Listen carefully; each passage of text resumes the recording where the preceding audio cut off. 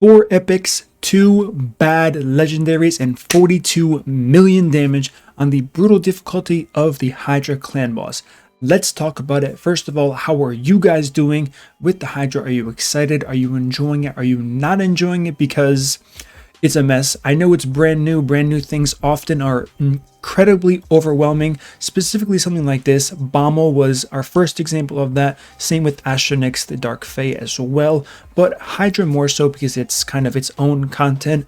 We already had Doom Tower bosses before that, so we kind of knew what to expect. So what we're going to be talking about today is going to be the team that I used for the Hydra clan boss on brutal difficulty. As you can see here, brutal. Our clan's doing pretty okay, so this is who I used. Suzerain Catan, Richtof +2, we have Senesha, Battle Sage, Oboro, and then Inquisitor, Shamael. Now, this is a really cool team.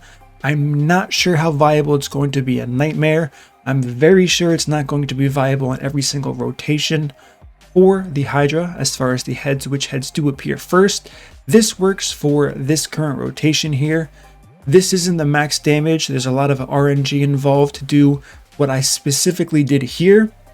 And it would probably take me 20 hours of running this street to hit the perfect conditions. And I'm 99% sure you can do over 100 million damage on the brutal difficulty specifically. I cannot speak for Nightmare because, of course, we don't have it unlocked yet. But I would like to go over what I did today, what to show you kind of the gist of the run. It's a little bit different. I'm sure by now everyone's seen using Shamael and all of these AoE champions together, their uses and what they can do with proccing counterattack. If not, don't worry, I will explain that for you guys all. So let's take a look at this clip. This is 22 minutes into the run, so towards the end of the run here.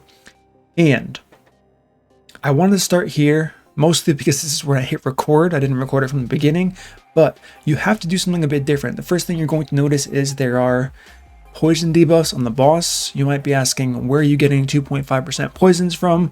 A toxic set on Inquisitor Shamael. It's going to be key here. Another thing that I've seen that's been quite different from other people who have been doing this strategy is I don't do like millions of damage in 0 turns. I know that's a very common thing. You hit the boss, you start proccing all of these counterattacks. That's not what I elected to do here. What I did was I hit the boss once, and unfortunately I can't show you unless I go into a key, and I don't want my team to die. So we're going to go back to normal here for a moment. And what I'm going to do is I'm going to show you, it's kind of a random team. Hopefully I don't die. I mean, I'm not going to die. Everyone relax. Okay. So we're going to use our normal team here. I do have a 3rd Inquisitor Shamael somewhere. Bam, right there. Then we can throw in like a Duchess. All I'm trying to do is survive here. I don't care about anything else. Ninja, why not? And then Duchess is somewhere. Here we go. Okay, so I'm going to show you this team right now to kind of explain the idea behind what I did and why I did what I did. I know that's a lot of why eyes and what eyes, but you'll understand in just a moment here. So as you can see, I start off here. Now the typical strategy for this team is to AoE, have deterrence on all of your other champions who have AoE abilities. They start this huge chain cycle here. And I mean, maybe you can see it happen. I don't know who has deterrence here. Let's kind of take a look really quick. So we got HP burn. Now we're starting the counterattacks. Okay, so deterrence for 1 is going to be on Krisk here. So basically what we saw with Krisk, he was counterattacking because this Head of Torment is applying fear and true fear on everyone attacking it. And it's being instantly cleansed by Shamael, but that's also proccing Deterrence Mastery, which has a 20% chance to counterattack on a debuff, and you have that on all 6 of your champions, minus Shamael, of course. And they just go on forever, AoEing down all of the champions here. So a lot of people built some really cool teams, but I did something a little bit different here. I did A1 the boss first, but I did not let a run go through unless nobody counterattacked. Now, why murder? Why the hell would you ever do that? I'm going to tell you why. Because has nothing to do with this boss here, because I wanted this guy to go to steal buffs, and I'm going to go back to my original team in a second here. Actually, I can kind of just go back to the video. As you can see here, I have no buffs besides a shield that is from Blood Shield Accessories. The only other buff I do have is increased attack from Battle Sage that cannot be taken from this guy no matter what. So that is why I use Battle Sage here. So by allowing this first Head of Mischief to go first here, he's going to be stealing nothing. And then after he goes, this guy's going to go Head of Decay. This guy's really annoying because he will take all of the debuffs on the entire team and strip them. However, one really good thing that this guy does is he puts a shield on the champions. I'm sure you guys have seen this if you guys have done the Hydra already. And he puts a shield on one of the targets with the lowest health. Now, if you let this happen on its own, I believe the Head of Mischief is the lowest health of the first four, which is why you want to do some damage to the Head of Torment here with any type of A1 ability, like I did in the team I'm going to show you in a moment. After doing that, like I said, Head of Mischief goes, steals no buffs. Then this guy goes and puts that shield on. Why is this good? Because the idea behind the team I'm using is to keep one head alive and to AoE down every other single head until they get decapitated, and from there we just keep repeating the same process over and over again. Sounds really simple, it's pretty hard in application. Why did I use a toxic set? Because if you know the kits of the champion I'm using, we do have Suzerain Catan, who has a AoE weaken, I believe, and if weaken is not applied, then defense down applies. I have an AoE A1 ability for Oboro, which is why I used Oboro. She's Void Affinity, kind of like Ray, except Void, of course, cannot weak hit. Her chance is a bit low, so it can be RNG here, but I want to focus on this shield right here. Having this shield on the main Torment head, you put Inquisitor Shamael in a toxic set, filling up the buffs. Besides one, you want decreased speed, which is also on the AoE A1 of Suzerain Catan here, and you fill up his entire bar, so you cannot place defense down, you cannot place weaken, because you want to keep this head alive for as long as possible. If you can do that, you can have a really smooth run. So with all of that being said here, this is basically what the run looks like here. I have defense down and weaken on the left head. I have defense down and weaken on the decapitated head right here. This guy's about to die. The poison boss has this debuff here that of course makes everything a weak hit, so I am losing out on some damage there. The only thing that's really going through is War Master, and this is pretty much the ending of my run here. I wish I had more, but like I said, I didn't realize I was going to record this, and when I finally did realize it, it was a little bit too late here. So now I'm going to try to think of this, not right now obviously, but at the time, I'm basically going to take tons of damage here. I'm going to wipe, but this is the team and that is how it works. If I go back to the beginning of the fight, you can kind of see how this team works here, counterattacking. I can go over why I used all of these champions here. Richtof the Bold has a pretty hard-hitting AoE ability on his A1, which is, of course, everyone counterattacks with their A1. Battle Sage can hit pretty hard. It's not going to be the optimal setup here. The way to start this run, you want Battle Sage to go first, of course. So Battle Sage is going to be faster than every single head here. Apply that attack up.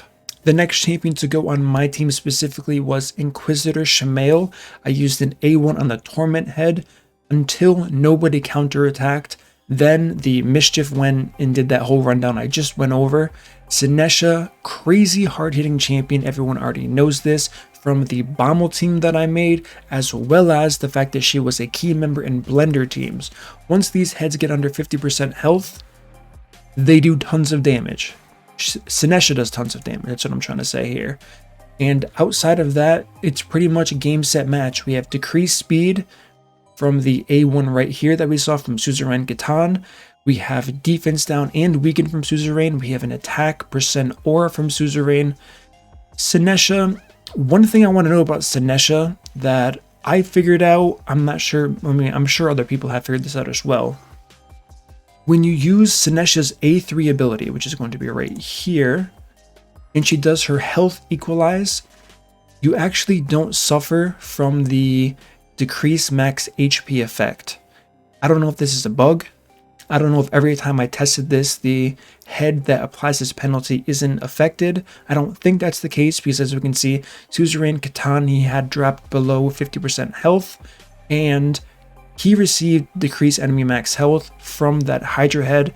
But when I hit the A3 of Senesha, the equalizing of health did not penalize, so that might be an option in the future as far as what you can do to heal without taking and removing from your max health. I'm definitely going to investigate more. If you know about that, let me know in the comments below for sure. So outside of that, Oboro, we're not using anything besides her A1 ability. And if for some reason you do get in trouble, I guess with Battle Sage, you could opt to use her A3 Revive on Death on a champion, but it's unlikely with a squishy team like this that only one champion is going to be low health. It's likely multiple champions will in fact be low health. So this is the team I used. Of course, I'm going to show you my gear next, and if you have any other questions, it's a pretty simple team in, I guess, theory. I know many people have come up with it. However, the champions that are used, that's what really matters here. And I'm sure after sharing this video, people are going to figure out other champions to use and maybe possibly even make even better teams. So with that being said, let's go over the gear on the champions that I have used. And I didn't set a preset, so the first champion is going to be Richtof the Bold here. We do have Savage gear, Cool gear. Now keep in mind, this is for brutal difficulty. So if you're looking at this gear saying this is ridiculous, it's only ridiculous if you're currently progressing brutal and you're going to move on to nightmare. If you're on normal and you're saying this is ridiculous, you're probably not watching this video because you're watching somebody else, and that's fine. But this is the gear I use to get the damage that I currently showed you for brutal difficulty. Decently high damage, can definitely do better.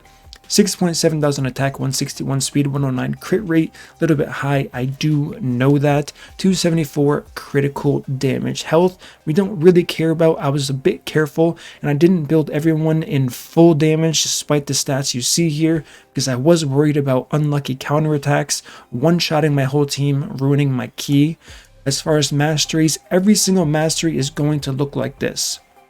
If you're curious about masteries for any of the champions, I can just quickly go through the masteries. Same, well, a little bit different, but this one doesn't matter at all.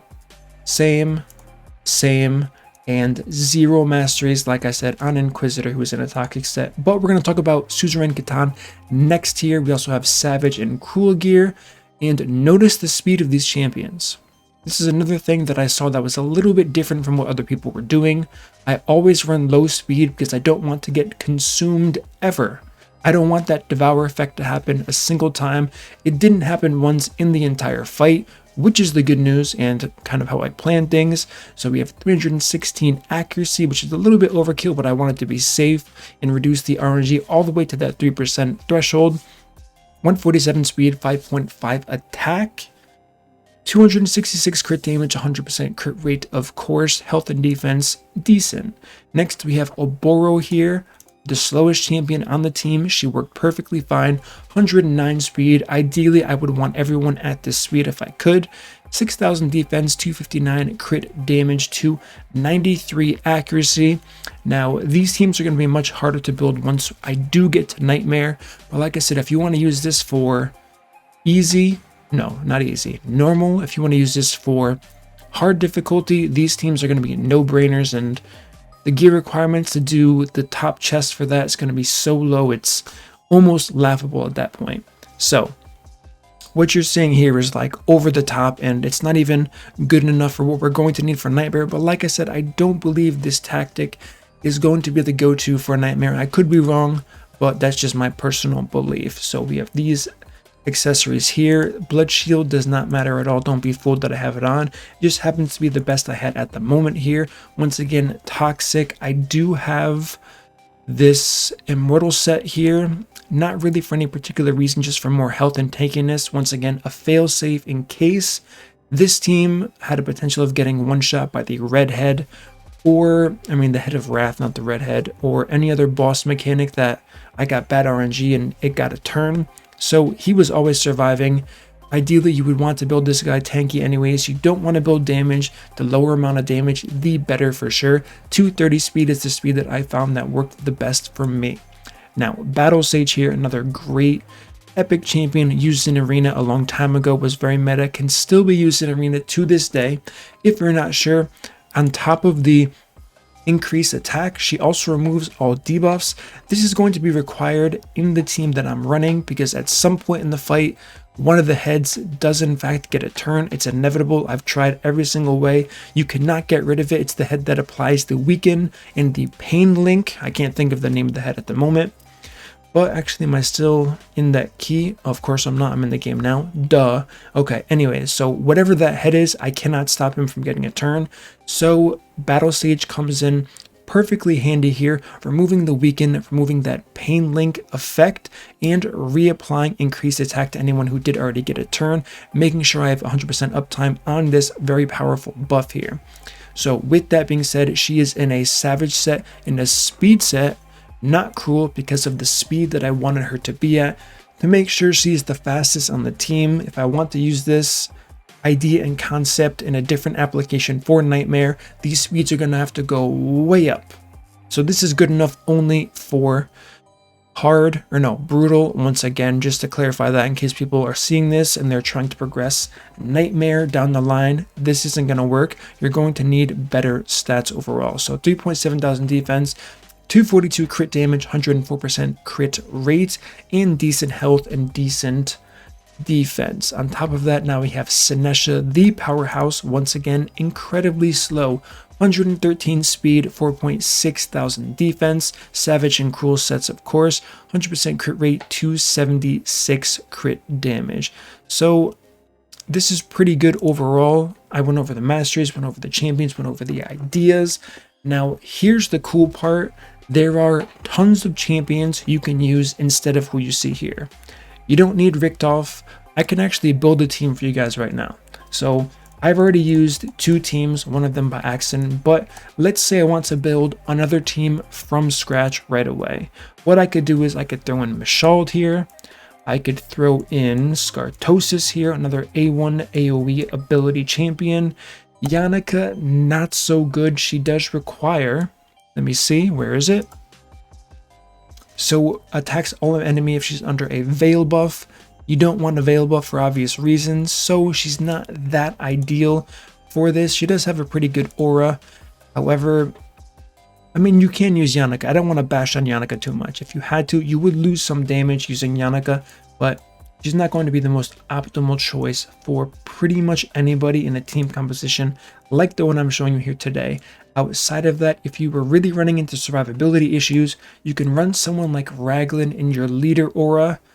You wouldn't be able to sustain someone like a Battle Sage's attack up, but Raglan's going to work here, Mother Sibyl's going to work here, Sifi would work here, Arbiter would work here. I mean, anyone you can think of would work here.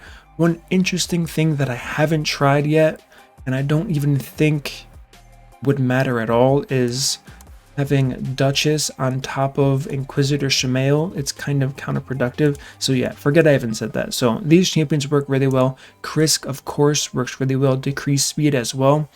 And let's just go through the list. We're gonna hit the legendaries first here.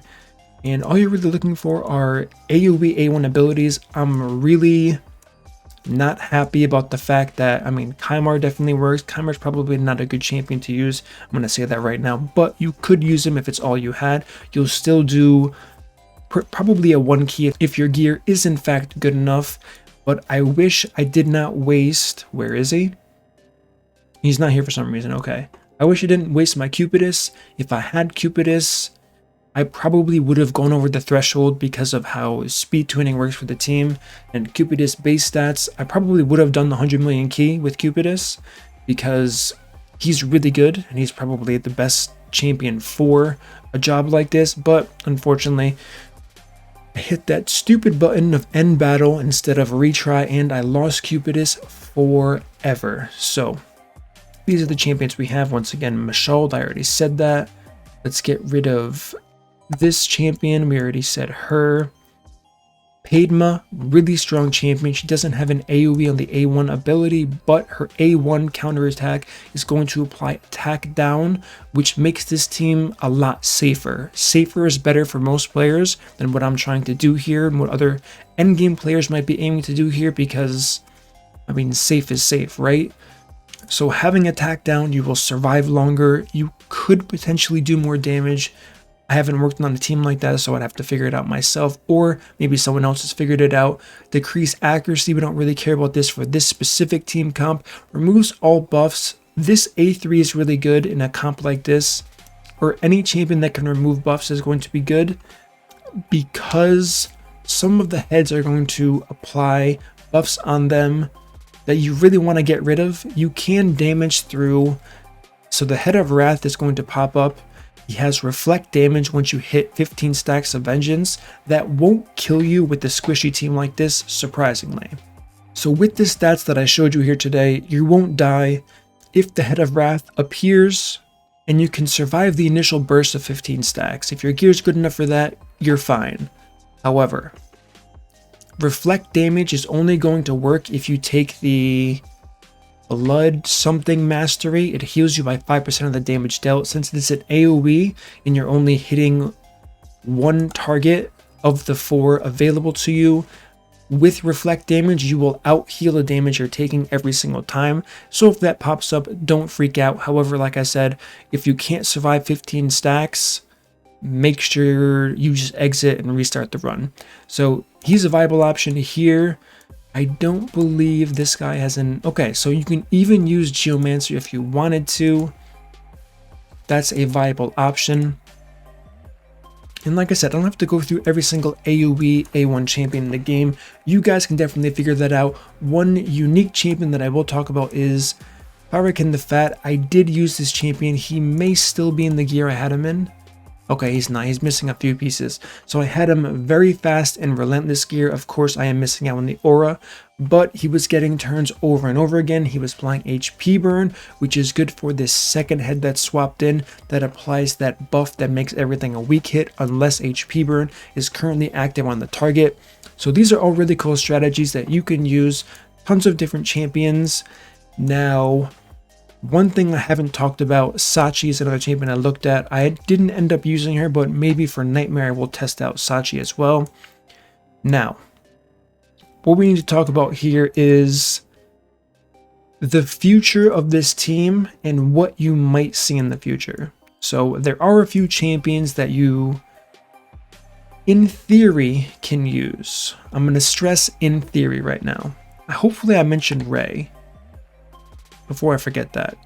Ray is really strong. The reason why I use Aboro over Ray, if it's not obvious already, Ray is blue affinity, Aboro's void affinity, so she does not weak hit. But moving on very quickly, let me find the champion that's on my mind before I forget. Okay. Saurus. Listen, the ultimate clickbait. I used an uncommon to down brutal difficulty on the Hydra. Really good clickbait title. Would I ever recommend someone using Saurus in this? Absolutely not. If the Hydra looks at Saurus the wrong way, he's gonna die. He has 12,000 base HP. He has 661 base defense. And he has 83 base speed. So on top of him being insanely hard to gear, like incredibly endgame, doesn't matter what difficulty, normal, hard, or brutal, he's going to be very hard to gear. And if he's your only option, just use someone that's beneficial to you without an AoE, because this guy isn't it. So if you see anyone, any other content creators using this guy, I'm going to tell you right now it's bait. Because, I mean, unless you're trying to like 3-key normal difficulty, just don't use Saurus. If you have really endgame geared and for the memes you want to use him, I guess. But my personal opinion on that matter here. And outside of that, not really much else to talk about here. Lots of cool champions. Try to avoid healing. You don't want to decrease your health with a fragile team like this. You win the A1 and you are game, set, match. So hopefully you guys do enjoy the team that I showed you here. I'm sure it's going to improve significantly down the line, new teams are going to pop up here. We're going to see some, I don't know, spicy new strategies. I'm hoping to kind of make a better team for nightmare difficulty that's not reliant on what we see here, which is, I mean, this is a cheese strategy. There's no getting around it. This is 100% cheese. You need certain conditions. It takes, I mean, I probably spent, what, 4 hours trying to get the perfect run, and this still wasn't the perfect run. It was just good enough for me at the time. So this is the damage I did. I'm not sure what the top chest is. You only need 29.4 damage. I went a little bit over. That's fine. For this difficulty, you're going to need 36. So in translation, I guess technically you could use this same team in Nightmare. It all depends on your gear, if you can cope with the speeds and the increases. But I'm probably going to take a more defensive approach to Nightmare difficulty, and I think that's going to be the most logical thing. Because if you don't have the Torment Head active, this team doesn't work at all. So with that being said, it's not always going to be this rotation. The Torment Head isn't always going to be the first 4. So if you think you are in the clear as a clan, if you can replicate this with every single member, you would be mistaken as soon as you hit that next rotation. Actually, next week Torment is in, maybe the 3rd week or the 4th week, whenever we do see it, and Torment isn't in the first 4 heads. That's when the issues will start to arise. So with that being said, it's going to conclude my video today. Give me your thoughts, give me your feedback. What do you think?